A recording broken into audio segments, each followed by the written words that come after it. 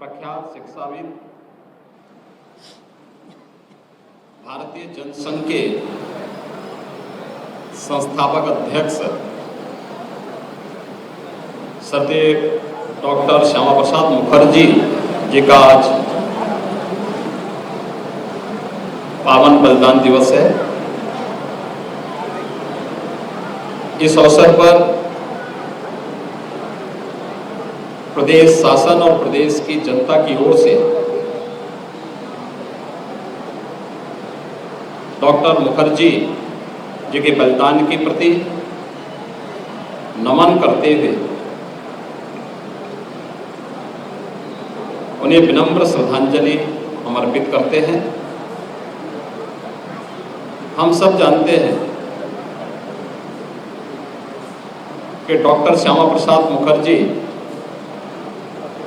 एक महान शिक्षाविद थे। मात्र 33 वर्ष की उम्र में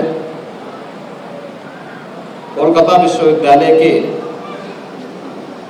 वे कुलपति नियुक्त हुए थे।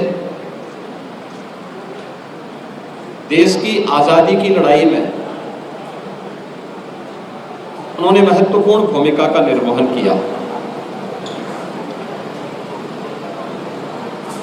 देश के विभाजन की त्रासदी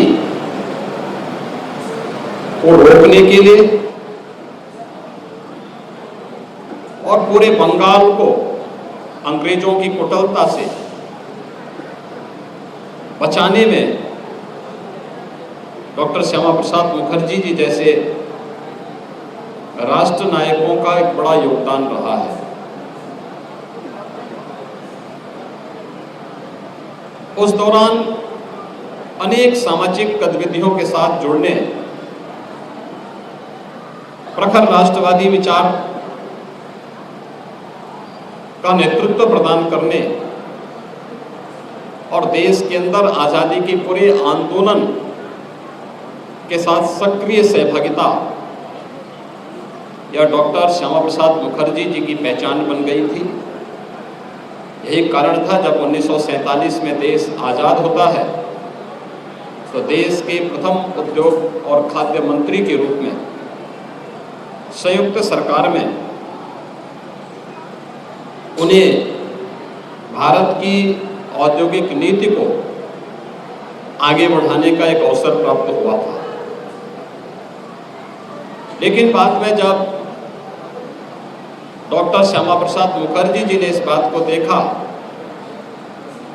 कि आज़ादी जिन मूल्यों और जिन आदर्शों को लेकर के प्राप्त हुई थी,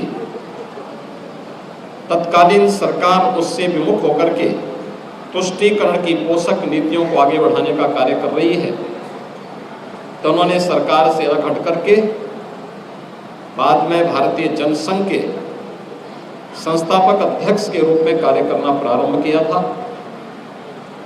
भारतीय जनसंघ के अध्यक्ष के रूप में उन्होंने सरकार के उन तुष्टीकरण कोष से जुड़ी हुई उन सभी नीतियों का खुल करके विरोध किया जो भारत की एकता के लिए, राष्ट्रीय अखंडता के लिए खतरा पैदा कर सकती थी। कश्मीर जो उस समय आज़ादी के बाद कांग्रेस की अदूरदर्शिता के कारण लगातार स्थिति बिगड़ती जा रही थी। परमिट सिस्टम का विरोध करना, जम्मू कश्मीर के लिए शेष भारत की तुलना में अलग से विधान बनाना और उस समय जम्मू कश्मीर के मुख्यमंत्री को अलग मान्यता देने के विरोध में डॉक्टर श्यामा प्रसाद मुखर्जी जी ने एक नारा देश को दिया था, एक देश में दो प्रधान, दो विधान और दो निशान नहीं चलेंगे, नहीं चलेंगे। और इसी बात को लेकर के उनका जो आंदोलन था, उनका जो अभियान था,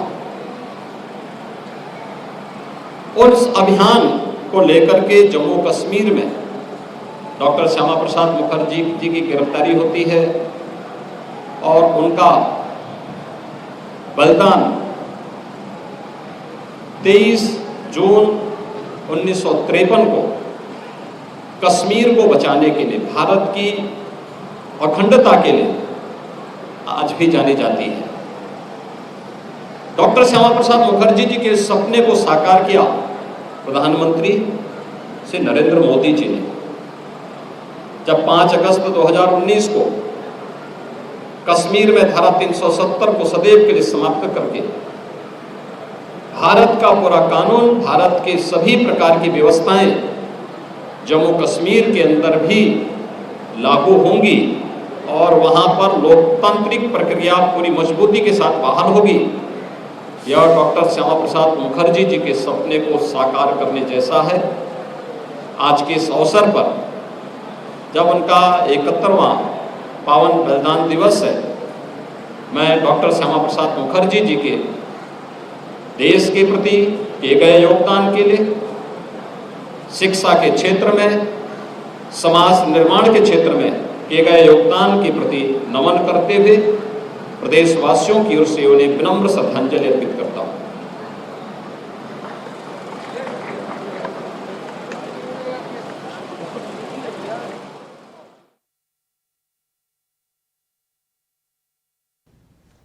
तो आपने देखा सीएम योगी आदित्यनाथ को ये 10 बड़ी बातें आपको बताते, देश के विभाजन त्रासदी रोकने की कोशिश की।